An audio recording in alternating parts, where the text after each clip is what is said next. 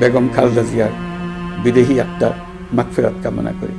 একই সঙ্গে জাতির এই কঠিন সময়ে আমরা যেন ঐক্যবদ্ধ থাকি।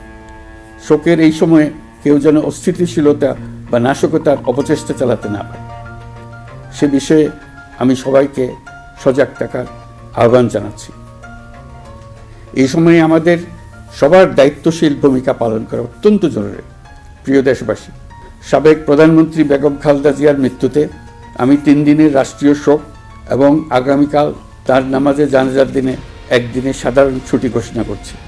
নামাজে জানাজা সহ সব ধরনের শোক পালনে শৃঙ্খলা বজায় রাখার জন্য আমি সবার প্রতি বিনীত আহ্বান জানাচ্ছি। প্রিয় দেশবাসী, আমি জানি আপনারা সবাই এই সময়ে অনেক আবেগাপ্লুত। আমি আশা করছি শোকের এই সময়ে আপনারা ধৈর্যের পরিচয় দেবেন এবং তার জানাজা সহ সকল আনুষ্ঠানিকতা পালনে সংশ্লিষ্ট সবাইকে সহযোগিতা করবেন। মহান আল্লাহ তাআলা আমাদের সকলকে ধৈর্য, শক্তি, ঐক্যবদ্ধ থাকার ক্ষমতা দেন। প্রিয় দেশবাসী, আসসালামু আলাইকুম।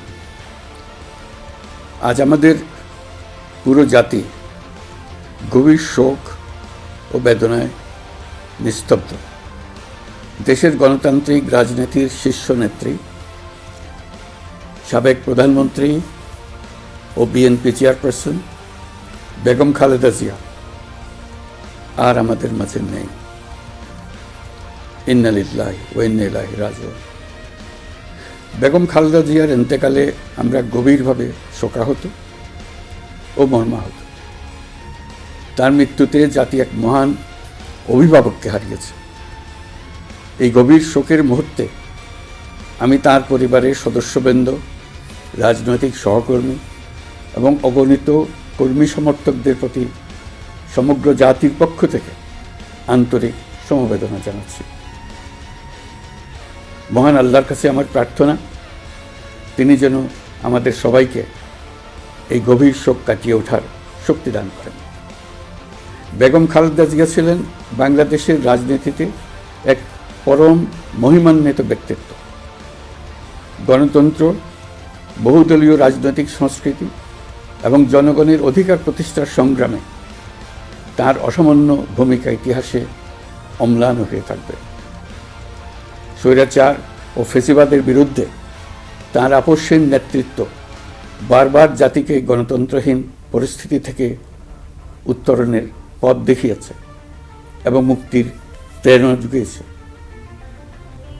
দেশ ও জাতির প্রতি তাঁর সমুজ্জ্বল অবদান জাতি চিরকাল শ্রদ্ধার সাথে স্মরণ করবে।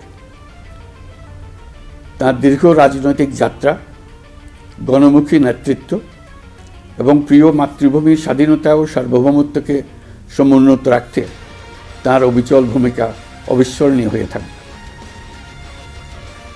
এমন একজন মহান দূরদর্শী ও নিখাদ দেশপ্রেমিক নেত্রীর শূন্যতা পূরণ হবার না। প্রিয় দেশবাসী, এই শোকাবহ মুহূর্তে আপনাদের প্রতি আমার উদাত্ত আহ্বান, আসুন আমরা সবাই যার যার অবস্থান থেকে মহান আল্লাহর দরবারে বেগম খালেদা জিয়ার বিদেহী আত্মার মাগফিরাত কামনা করি।